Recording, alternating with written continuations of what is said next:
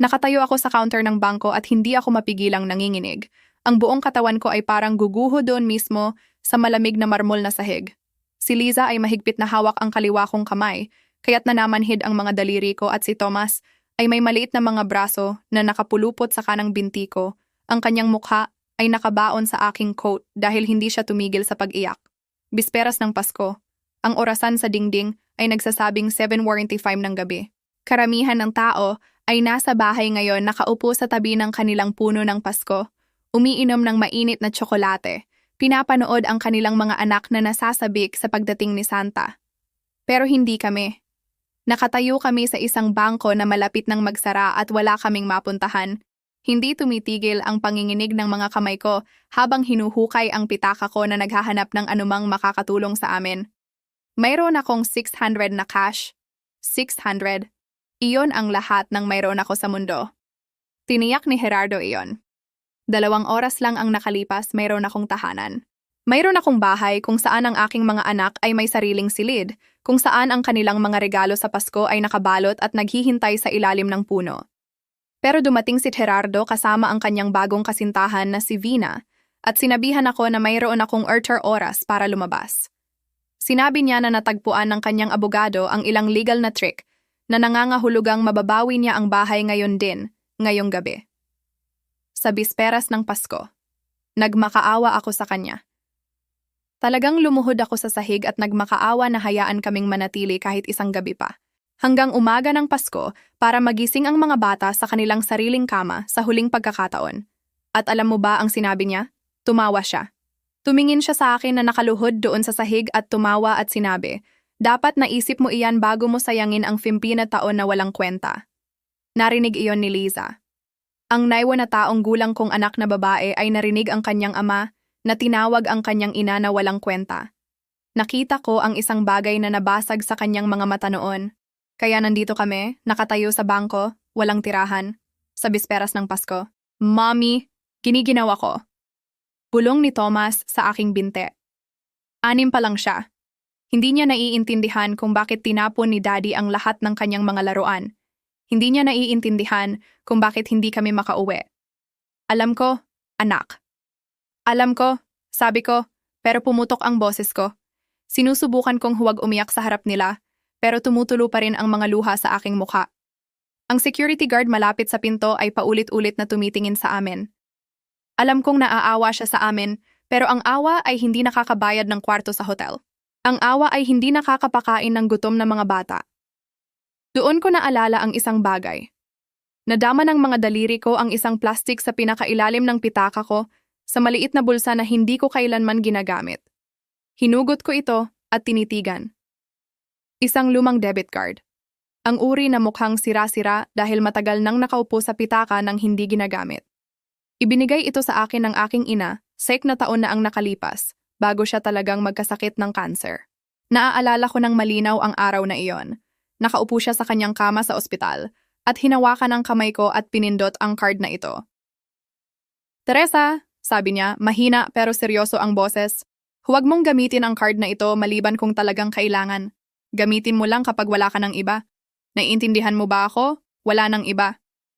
Tinanong ko siya kung ano iyon, pero isinara niya ang mga mata at sinabi, malalaman mo kapag dumating ang oras. Panatilihin itong ligtas. Panatilihin itong lihim. Namatay siya 3 linggo ang lumipas. Hindi ko kailanman ginamit ang card. Talagang nakalimutan ko na meron ako nito sa karamihan ng oras. Pero ngayon, nakatayo dito kasama ang aking umiiyak na mga anak at walang mapuntahan, naisip ko na ito ay katumbas ng wala ng iba. Lumapit ako sa banker sa likod ng counter. Ang pangalan niya sa name tag ay G. Roberto Santos. Isang matandang lalaki, siguro nasa 60s, may kulay abo na buhok at salamin. Excuse me, sabi ko, halos hindi gumagana ang boses ko. Kailangan kong tingnan kung may pera ba ang card na ito. Ibinigay ko sa kanya ang card, kaya't nanginginig ang mga kamay ko at muntik kong mahulog. Kinuha ni G. Santos ang card at tiningnan. Pagkatapos ay tiningnan ulit. Mas malapit sa pagkakataong ito, tumaas ang kanyang kilay. Binaligtad niya ang card, pinag-aaralan ito na parang isang uri ng puzzle. Sandali lang po, sabi niya ng tahimik. Nag-type siya ng isang bagay sa kanyang computer. Pagkatapos ay huminto. Nakabitin ang kanyang mga daliri sa himpapawid sa itaas ng keyboard. Sumandal siya ng mas malapit sa screen, lumalaki ang kanyang mga mata. Nag-type siya ng iba pa. Pagkatapos ay tumitig lang. Nawala ang kulay sa kanyang mukha. Ibig kong sabihin, literal na nawala sa kanyang mukha. Naging maputla siya na parang nakakita ng multo. May problema ba? Tanong ko. Mas mabilis ang tibok ng puso ko. Ay nako, paano kung walang pera? Paano kung ito ang huling pag-asa ko at wala doon? Tumingin si G. Santos sa akin. Pagkatapos ay tumingin sa screen ng computer. Pagkatapos ay pabalik sa akin. Nagsimulang manginig ang kanyang kamay tulad ng sa akin. Ginang, sabi niya. At kakaiba at mahigpit ang labas ng boses. Tumingin siya sa paligid na parang tinitiyak na walang ibang makakarinig. Pagkatapos ay sumandal pasulong sa counter at bumulong ng agad-agad, halos desperado. Kailangan mong makita ito ngayon din. Pakiusap. Sumama ka sa akin sa opisina ko agad. Ngayon din. May isang bagay sa kanyang boses na nakatakot sa akin at nagbigay ng pag-asa sa parehong oras. Mas hinigpitan ni Liza ang hawak sa kamay ko. Ano yon? Bulong ko pabalik. Ano ang nahanap mo? Pero si G. Santos ay papunta na mula sa likod ng counter. Pakiusap, sundin mo ako. Dalhin ang iyong mga anak. Mabilis. Nagsimula siyang maglakad ng mabilis patungo sa isang pasilyo na may markang private offices. Nanatili ako sandali, nalilito at natatakot, hindi alam kung ano ang gagawin. Pagkatapos ay lumingon si G. Santos at tumingin sa akin na may ekspresyon na hindi ko mabasa. Ginang, magtiwala ka sa akin. Kailangan mong makita ito. Ngayon, umiikot ang isip ko habang sinusundan ko si G. Santos sa pasilyong iyon, pero habang naglalakad kami papunta sa kanyang opisina, ang tanging naiisip ko ay kung gaano kaiba ang buhay ko noon. Paano ako napunta rito? Paano nagkawatak-watak ang lahat ng ganito? Nakilala ko si Gerardo 17 taon na ang nakalipas sa isang college art show. 20 taong gulang ako, nasa 3 taon ng graphic design school at unang beses na ipinakita ang aking gawa. Kaya't kinakabahan ako noong gabing iyon na nakatayo sa tabi ng aking mga painting na umaasang may magsasabi ng magandang bagay tungkol sa mga ito. Pagkatapos ay lumapit si Gerardo. 24 siya, nagtatrabaho na sa real estate, suot ang suite na malamang mas mahal kaysa sa buong tuition ko sa semestre, pero hindi siya kumilos na mayabang o mayaman. Tumayo siya sa harap ng paborito kong painting ng halos 10 minuto na tumitig lang. Ito ay kahanga-hanga. Sabi niya sa wakas, humarap sa akin na may malaking ngiti.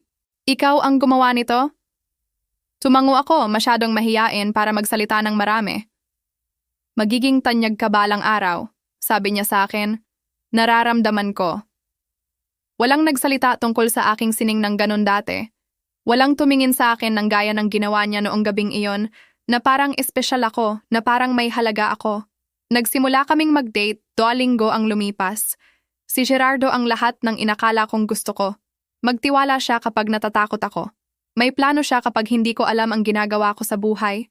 Nagsalita siya tungkol sa pagbuo ng imperyo, tungkol sa pagiging mahalagang tao, at sinabi niyang gusto niya akong kasama sa tabi niya. Magkakaroon tayo ng kamangha-manghang buhay na magkasama. Madalas niyang sabihin, nangangako ako sa iyo, Teresa. Ibibigay ko sa iyo ang lahat.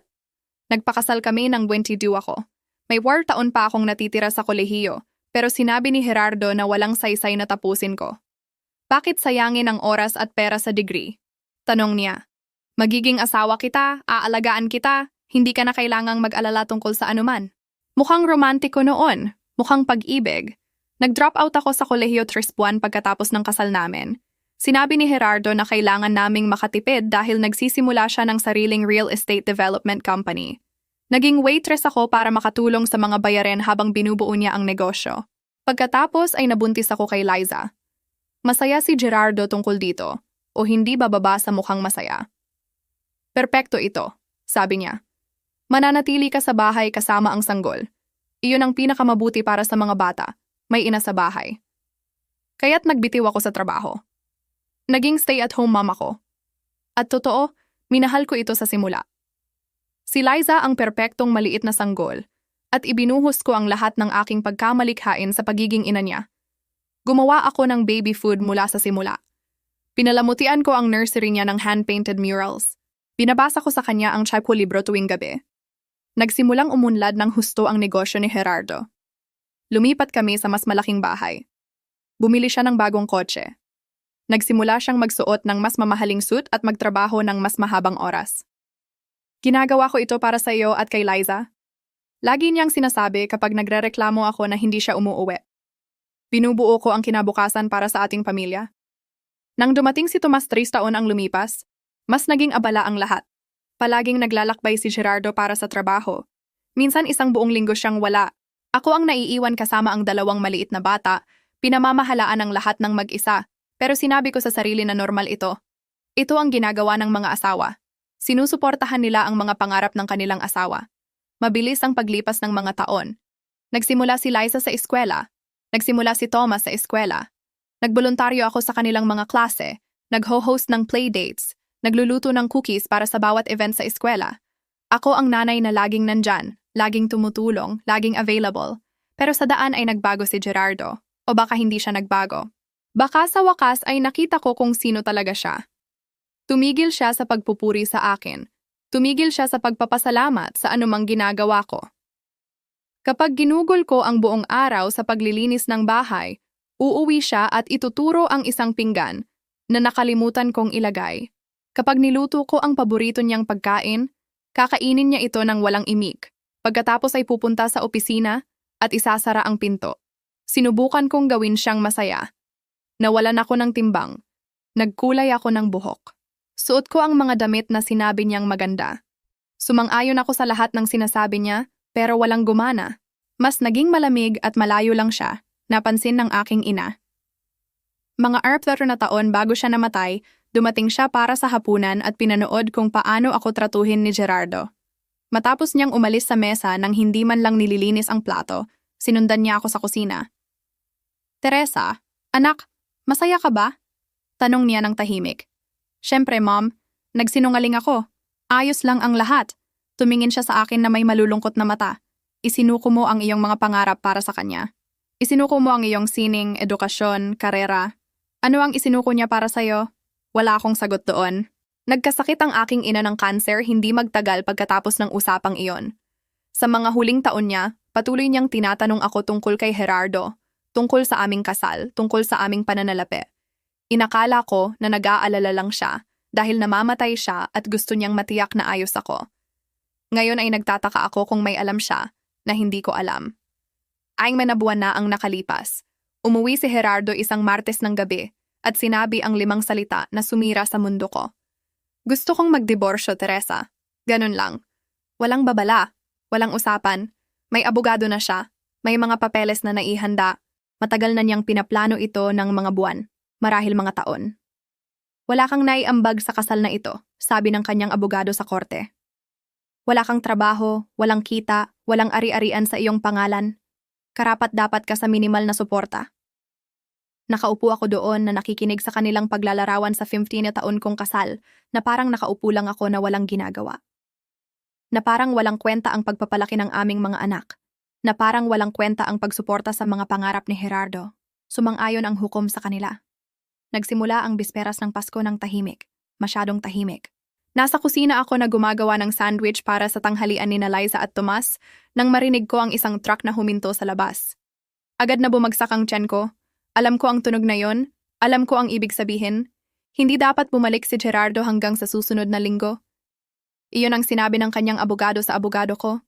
Mayroon akong hanggang Enero 5 para humanap ng bagong lugar at lumipat. Mayroon akong eksaktong 2 linggo. Sumang-ayon pa kami sa sulat. Pero nang tumingin ako sa bintana, nandoon siya. Bumababa mula sa kanyang itim na Mercedes na parang may-ari siya ng lugar na, ayon sa korte, siya nga. Bumaba si Vina sa passenger side. Suot niya ang mamahaling bota at coat na malamang mas mahal kaysa sa ginagastos ko sa groceries sa 3 buwan. 26 taong gulang siya, dating secretary ni Gerardo. Ang babaeng pinagtaksilan niya sa akin nang hindi ko alam kung gaano katagal. Sa likod nila, isang malaking moving truck ang huminto sa gilid ng kalsada. Nagsimulang manginig ang mga kamay ko, hindi ito nangyayari, hindi ito maaaring mangyari. Tumakbo ako sa pintuan at binuksan bago sila kumatok. Gerardo, ano ang ginagawa mo rito? Hindi ka dapat nandito hanggang sa susunod na linggo. Ngumiti siya. Hindi magandang ngiti. Masamang ngiti. Nagbago ang plano, Teresa. Natagpuan ng abogado ko ang isang kawili-wiling bagay sa kasunduan sa diborsyo. Lumalabas na may clause na nagpapahintulot sa akin na kunin ang pagmamay-ari ng bahay agad kung bibigyan kita ng wastong abiso na ibinibigay ko sa iyo ngayon.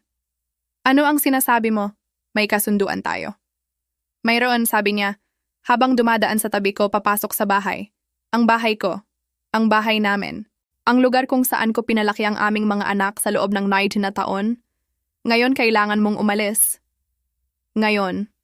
Sinundan siya ni Vina sa loob na tumitingin sa paligid na parang nagpaplano na kung paano ire-redecorate ang lahat. Hindi man lang niya ako tiningnan. Invisible ako sa kanya. Gerardo, bisperas ng Pasko. Sabi ko, sinusubukang panatilihing matatag ang boses kahit gusto kong sumigaw. Ang mga regalo ng mga bata ay nasa ilalim ng puno.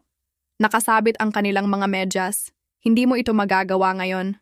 Magagawa ko ang anumang gusto ko, sabi niya. Hinuhugot ang kanyang telepono. Nasa pangalan ko ang bahay. Ibinigay ito sa akin ng hukom. Bisita ka lang dito at tapos na ako sa pagiging mapagbigay. Mapagbigay? Lumabas ang salita na parang hininga. Tinatawag mong mapagbigay ang pagtatapon sa iyong mga anak sa bisperas ng Pasko? Nasaan si Daddy? Tumakbo si Thomas pababa ng hagdan, gumaan ang mukha nang makita si Gerardo. Ang maliit kong anak na lalaki ay mahal pa rin ang kanyang ama, hindi pa rin naiintindihan na ayaw na ni Daddy sa amin. Daddy, nandito ka ba para sa Pasko? Mananatili ka ba? Hindi lumambot ang mukha ni Gerardo. Hindi, Tomas. Nandito ako para lumipat sa bahay ko kasama si Vina. Naguluhan si Tomas. Pero ito ang bahay namin. Hindi na, anak. Pinagmasdan ko ang mukha ng 6 na taong gulang kong anak na lalaki na gumuho. Lumitaw si Liza sa itaas ng hagdan at agad niyang naintindihan. 9 siya, sapat na ang edad para malaman ang nangyayari. Sapat na ang edad para makita ang kanyang ama kung sino talaga siya. Mayroon kang 11 oras, sabi ni Gerardo. Tinitingnan ng relo.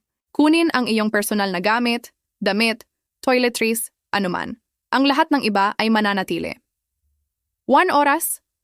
Gerardo, hindi ko kayang ipak ang buong buhay namin sa 1 oras. Kaya't mas mabuting magtrabaho ka ng mabilis. Humarap siya sa 2 lalaki na bumababa mula sa moving truck.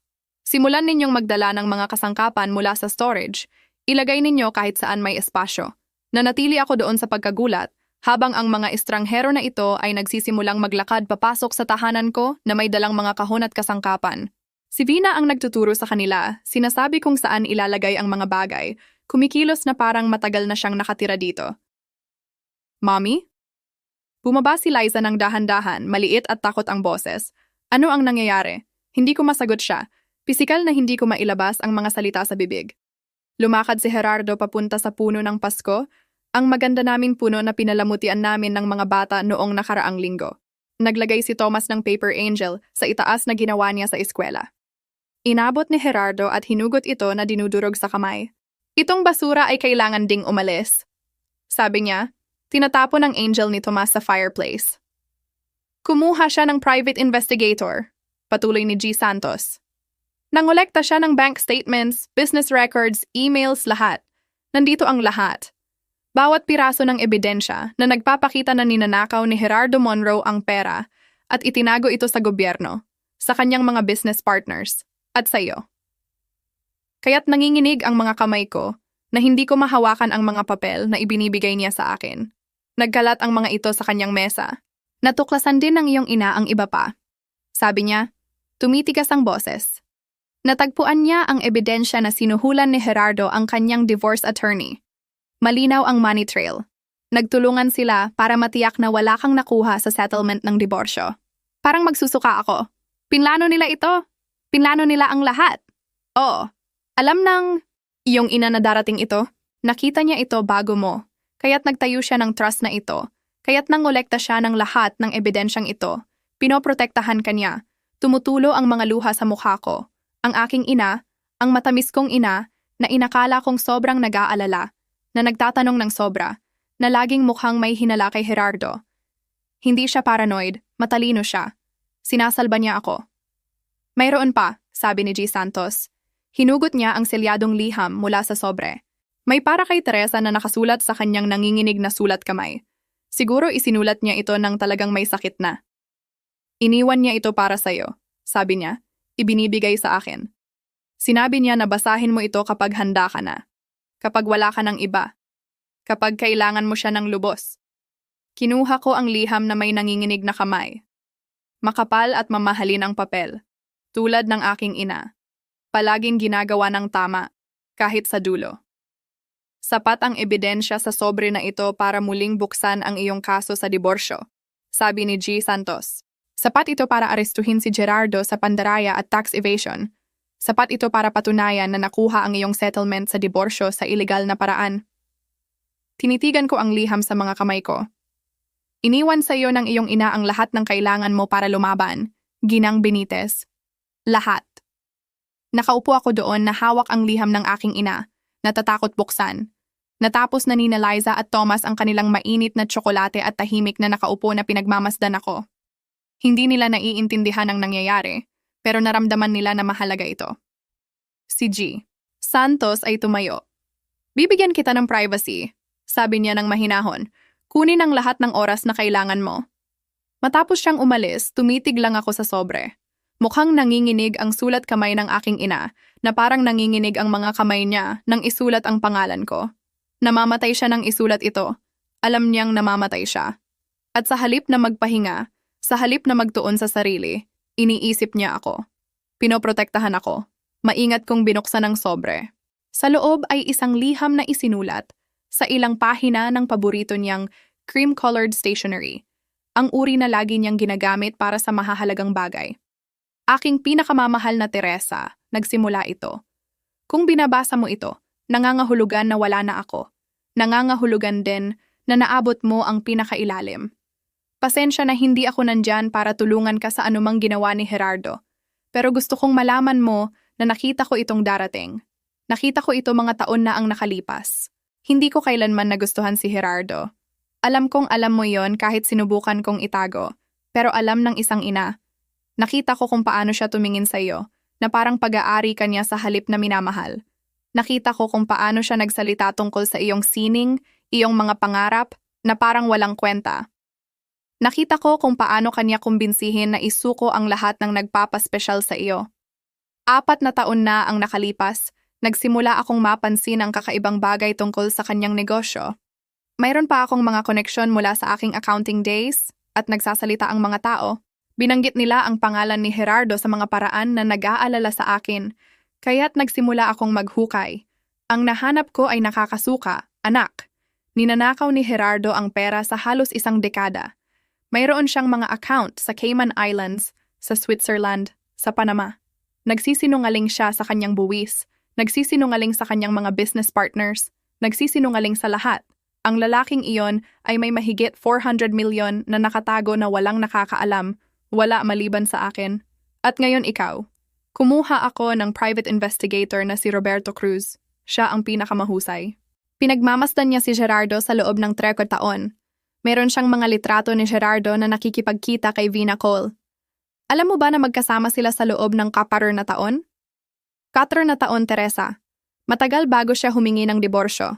May litrato si Roberto ng kanila sa mga hotel, sa mga restaurant, maging sa isang bahay na binili ni Gerardo para sa kanya gamit ang nakatagong pera.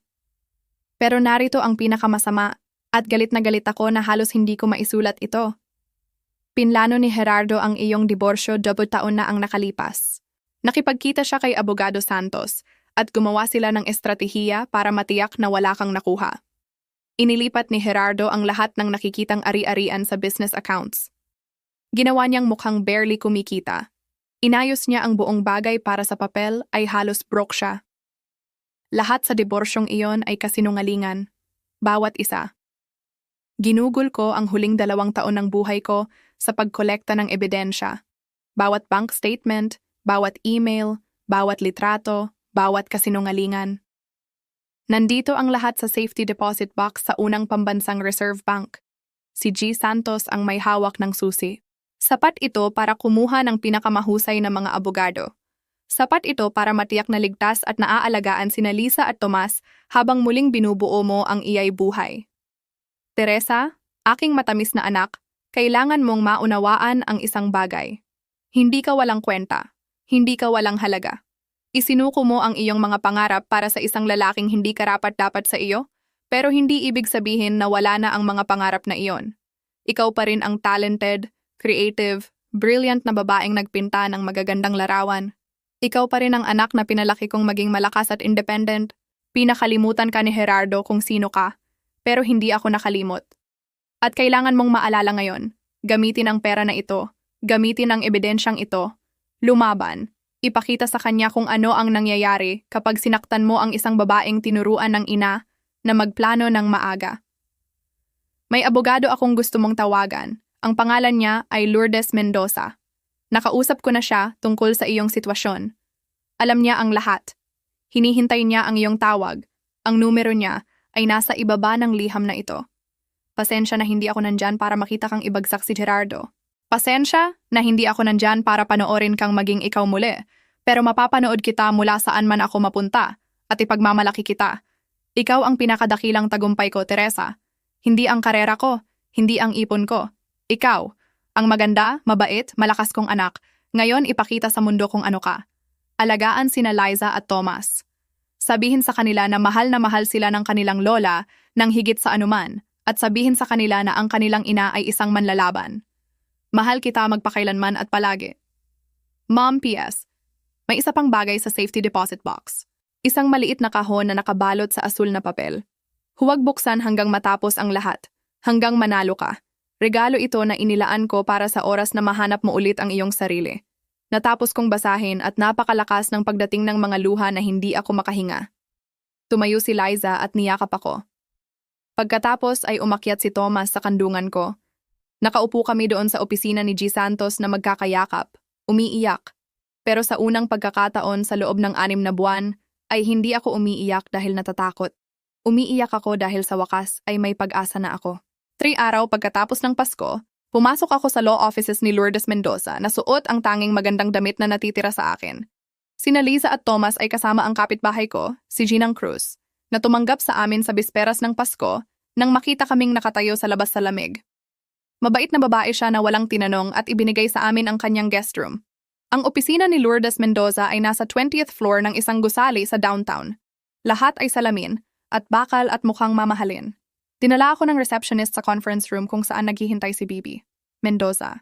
Mga 50 taong gulang siya na may kulay abo na buhok na maikli at matatalas na mata na mukhang hindi napapalampas ang anuman. Tumayo siya nang pumasok ako at mahigpit na hinawakan ang kamay ko. Ginang Benitez, sabi niya, maraming sinabi sa akin ang iyong ina tungkol sa iyo. Pasensya sa iyong pagkawala. Si Margarita ay isang natatanging babae. Kilala mo ang aking ina? Magkaibigan kami ng maraming taon, sabi ni Bibi Mendoza. Sininyasan akong umupo. Dumating siya sa akin 2 taon na ang nakalipas na may mga alalahanin tungkol sa iyong asawa. Naghahanda kami para sa sandaling ito mula noon. Inilagay ko ang Manila envelope sa mesa sa pagitan namin. Ibinigay sa akin ni G. Santos ang lahat ng ito. Nabasa ko na pero hindi ko naiintindihan ang lahat ng legal na bagay. Alam ko lang na nagsisinungaling si Gerardo tungkol sa lahat. Binuksan ni Bibabu Mendoza ang sobre at nagsimulang mag-usisa sa mga dokumento. Mas tumigas ang ekspresyon niya sa bawat pahina na binabasa. Pagkatapos ng mga 10 minuto, tumingin siya sa akin. Ito ang pinakamalinaw na kaso ng pandaraya at katiwalian na nakita ko sa 20 taon, sabi niya. Ang iyong dating asawa ay mapupunta sa bilangguan. Si Abogado Santos ay madidisbar at makukuha mo ang lahat ng karapat-dapat sa'yo. Ano ang gagawin natin? Una, magfa-file tayo ng emergency motion para i-freeze ang lahat ng ari-arian ni Gerardo. Bawat account, bawat property, lahat. Gagawin natin ito ngayon bago pa siya makapaglipat ng mas maraming pera. Pagkatapos ay magfa-file tayo ng motion para muling buksan ang iyong kaso sa diborsyo batay sa pandaraya. Papapatunayan natin na ang buong settlement ay nakuha ng illegal. Nanginginig ulit ang mga kamay ko, pero sa pagkakataong ito ay hindi dahil sa takot. Gaano katagal ito? Sa solidong ebidensyang ito, hindi magtatagal. Baka 2 buwan. Ginawa na ng iyong ina ang lahat ng mahirap na trabaho para sa atin. Pinungkos niya ang kasong ito. Gumawa si Bibi Mendoza ng mga tawag sa telepono doon mismo sa harap ko. Sa loob ng 1 oras na file niya ang emergency motion. Nang hapon na iyon, inaprubahan ito ng hukom.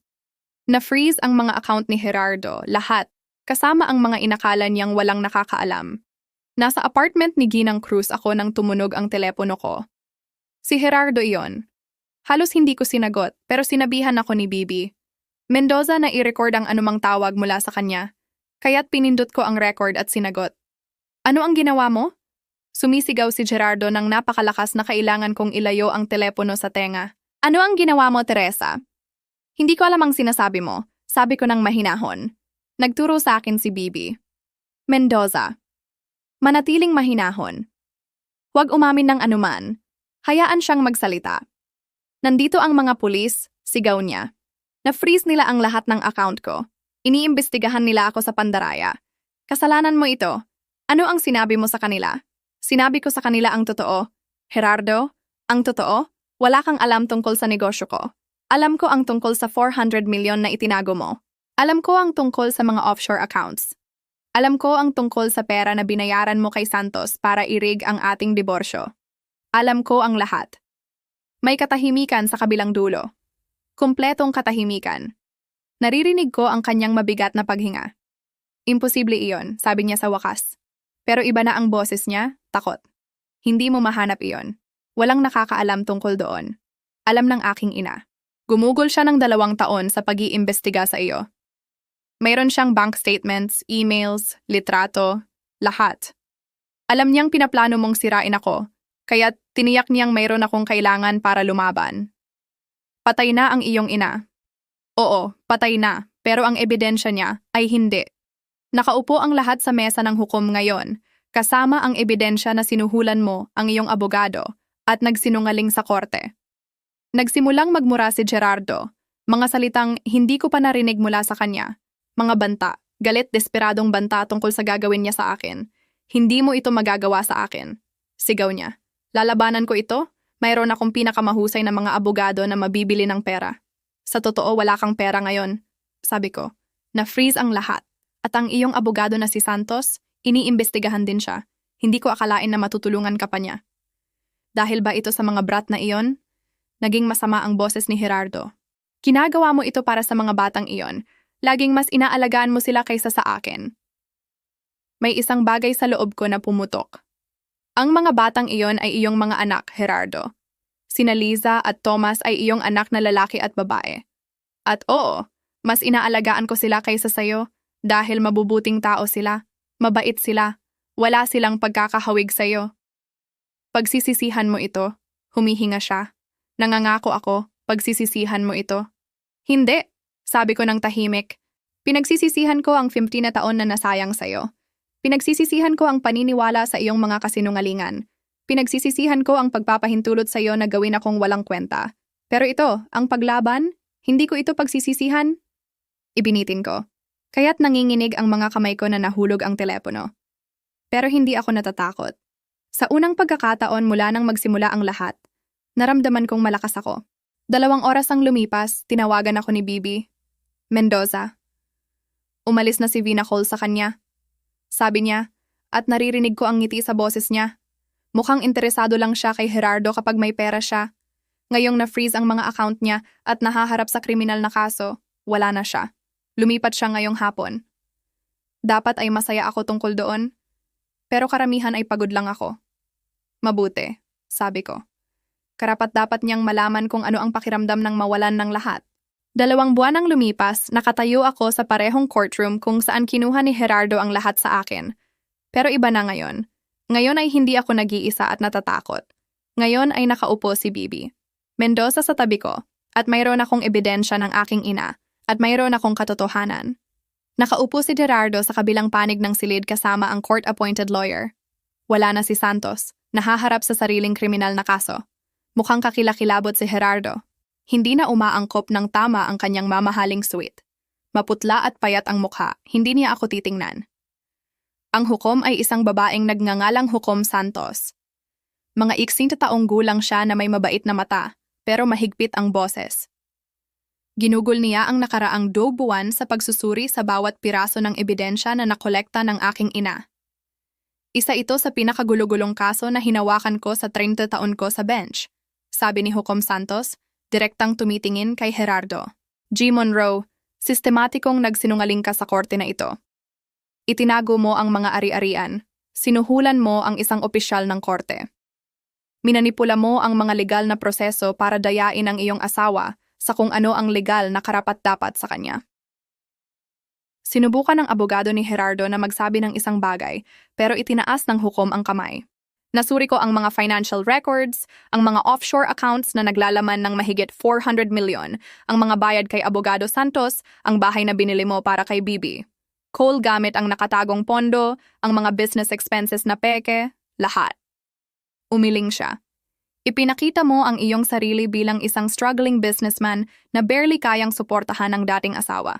Samantala, nabubuhay ka sa isang lihim na buhay ng luho. Pinagmasdan ko ang mukha ni Gerardo na namumula. Nakakuyom ang mga kamay niya sa mesa sa harap niya. Ginang Benitez, humarap ang hukom sa akin. Gusto kong humingi ng paumanhin sa iyo sa ngalan ng korte na ito. Nabigo ka namin. Dapat ay mas masusing nag-imbestiga kami. Ang orihinal na settlement sa diborsyo mo ay isang pagkukunwari ng katarungan. Salamat po, Your Honor, sabi ko ng tahimik. Kinuha ni Hukom Santos ang mga papeles. Sa makatuwid, binabawi ko ang orihinal na settlement sa diborsyo sa kabuuan nito. G. Monroe, inuutusan kang magbayad kay Ginang Benitez ng 260 milyon bilang restitution. Kasama dito ang kanyang karapat-dapat na bahagi ng marital assets, alimony para sa 15 taon ng kasal, child support, at damages para sa pandaraya at emotional distress. 260 milyon. Kasama ang trust ng aking ina, halos 400 milyon iyon. Mas maraming pera kaysa sa naisip kong magkakaroon. Dagdag pa, patuloy ang hukom. Ibinibigay ko kay Ginang Benitez ang full custody ni Liza at Thomas Monroe. Mayroon ka lang na supervised visitation hanggang sa resulta ng iyong kriminal na paglilitis. Biglang tumayo si Gerardo. Ito ay baliw. Hindi mo ito magagawa. Umupo ka, G. Monroe. Mahigpit na sabi ni Hukom Santos. Magagawa ko at ginagawa ko. Maswerte ka na hindi ko maidagdag ang jail time sa ruling na ito, pero huwag mag-alala. Ang kriminal na korte ang bahala doon. Hinila siya ng abogado ni Gerardo pabalik sa upuan. Nakikita ko si Gerardo na nanginginig sa galit, pero wala siyang magagawa. Wala. Adjourned ang korte na ito, sabi ni Hukom Santos, pinapalo ang gavel. Si Bibi. Mendoza ay niyakap ako doon mismo sa courtroom. Nagawa mo. Bulong niya. Ipagmamalaki ka ng iyong ina. Hindi ako makapagsalita. Umiiyak lang ako at tumango. 3 linggo ang lumipas. Hinatulan si Gerardo ng 6 na taon sa bilangguan para sa tax evasion at pandaraya. Nakakuha si Santos ng 4 na taon para sa pagtanggap ng suhol at pagmamanipula ng mga proseso sa korte. Hindi kailanman na-charge si Vina ng anuman, pero narinig ko na lumipat siya sa ibang estado at pinalitan ang pangalan. Sa pera mula sa settlement at trust ng aking ina, bumili ako ng magandang bahay sa magandang kapitbahayan. May 4 na silid, malaking bakuran, at isang silid na may perpektong liwanag na ginawa kong art studio. Ang art studio ko. Minahal ni Liza at Thomas ang bagong bahay. Bawat isa ay nakapagpalamuti sa sariling silid ayon sa gusto. Pumili si Thomas ng dinosaurs at spaceships. Pumili si Liza ng purple na lahat. Masaya sila. Tunay na masaya sa paraang hindi nila naranasan sa mga taon. Nagsimula akong magpinta muli. Sa simula, clumsily ang mga kamay ko na parang nakalimutan ko kung paano, pero dahan-dahan itong bumalik. Ang mga kulay, ang mga hugis, ang paraan kung paano ako pinabubuhay at ginagawang buo ng sining.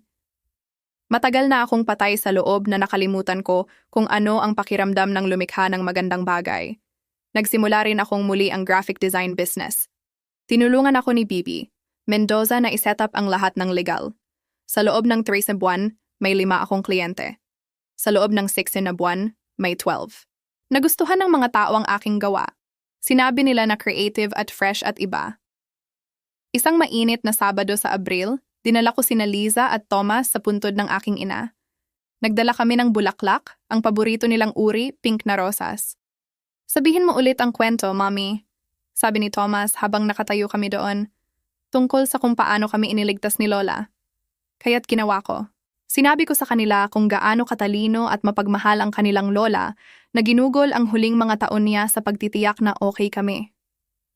Sinabi ko sa kanila kung paano niya nakolekta ang ebidensya at nakatipid ng pera at naiplano ang lahat ng perpekto. Sinabi ko sa kanila kung paano niya nalaman na masama ang kanilang ama bago pa ang iba. Pinagmamasdan ba tayo ni Lola mula sa langit? Tanong ni Thomas. Ngumiti ako.